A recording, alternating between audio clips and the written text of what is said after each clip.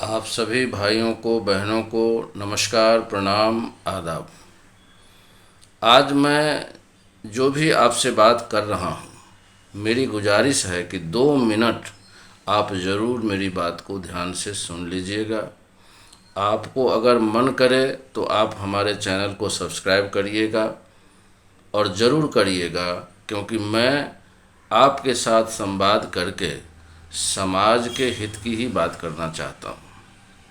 मैं रेगुलर आप लोगों के साथ संवाद करता हूँ। आज मैं बिहार के बारे में कुछ बात करना चाहूँगा। बिहार हमारे पूरे देश भर में सबसे गरीब राज्य माना जाता है और बिहार को लोग उपहास की नज़र से भी देखते हैं।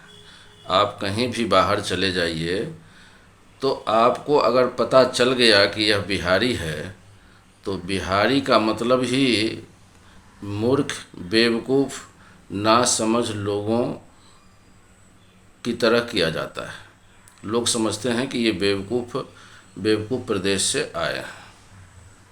तो इस विषय में थोड़ा सा चिंतन की आवश्यकता है, क्योंकि हमारा हर क्षेत्र में इतनी बैकवर्डनेस है बिहार में कि हम लोग रोजी रोटी के लिए दिल्ली, बंगाल, कलकत्ता, मद्रास, बम्बई अगर ना जाएं, पंजाब ना जाएं, तो हमारी नहीं चलेगी। क्योंकि बिहार बिल्कुल एक ऐसा प्रदेश है जहाँ पर प्रशासन, शासन, सरकार और लीडर जैसी कोई बात है ही नहीं जो समाज के लिए कोई अच्छा काम करता दिखे आपको। केवल यहाँ कुर्सी की लड़ाई होती है, जातिवाद की लड़ाई होती है और सारा का सारा सिस्टम ध्वस्त है, नष्ट भ्रष्ट है। मुझे कहीं मैंने देखा था कि एक पत्रकार है, मनीष कश्यप जी, बड़े क्रांतिकारी पत्रकार हैं, तो उनको बिहार सरकार ने जेल में डाल दिया हुआ है। वे एक मास्टर से, स्कूल टीचर से पूछते हैं कि बिजली का आविष्कार किसने किया। तो मास्टर जी इतने बेवकूफ़ थे कि उन्होंने कहा कि पवन सिंह ने बिजली का आविष्कार किया। आपको इस पर आश्चर्य होने की आवश्यकता नहीं है। यह सोचने का विषय केवल ये है कि आखिर ये इतने योग्य मास्टर साहब बिहार सरकार के स्कूलों में कहाँ से आ गए। कल को हवाई जहाज़ का आविष्कार करने वाला खेसारी लाल बता दिया जाएगा, रेलगाड़ी को निरहुआ ने चला दिया। तो इस तरह के जो वैज्ञानिक, जो टीचर हमारे प्रदेश में आ रहे हैं, तो क्यों आ रहे हैं?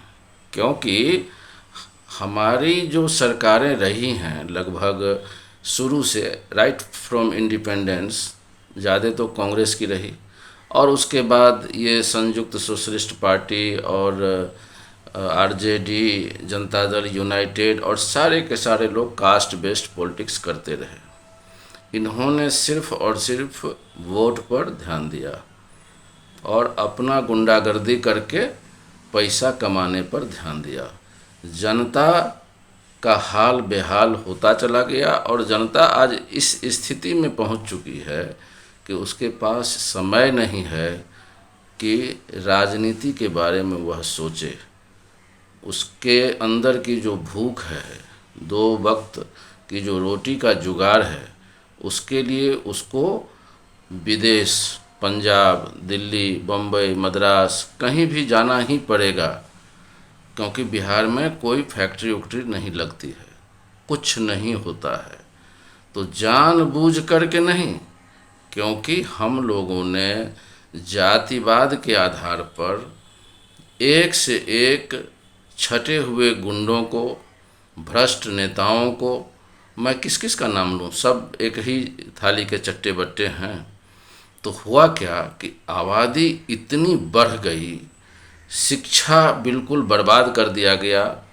ये जो मास्टर कहाँ से भर्ती होते हैं? बिहार सरकार जो वैकेंसी निकालती है उसके अंदर भी एक प्लानिंग होती है कि सरकार इसमें से जो चला रहे होते हैं, मंत्री न चलाते हैं या मुख्यमंत्री चलाते हैं या सिस्टम चलाते हैं, इतना करप्ट है कि वैकेंसी निकालने का भी एक प्लानिंग होता है, और बेस्ड ऑन देयर वैकेंसी ये लोग सर्टिफिकेट भी बेचते हैं, नौकरी भी बेचते हैं।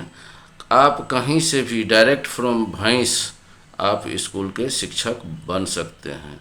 ये स्थिति हो गई है जातिवाद के कारण।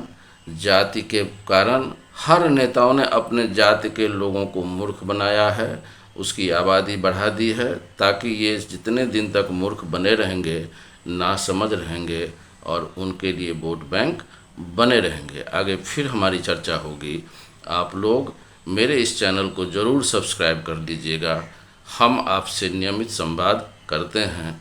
मेरा आपका संबंध बना रहना चाहिए समाज के हित के लिए। आप सबको नमस्कार, प्रणाम, आदाब।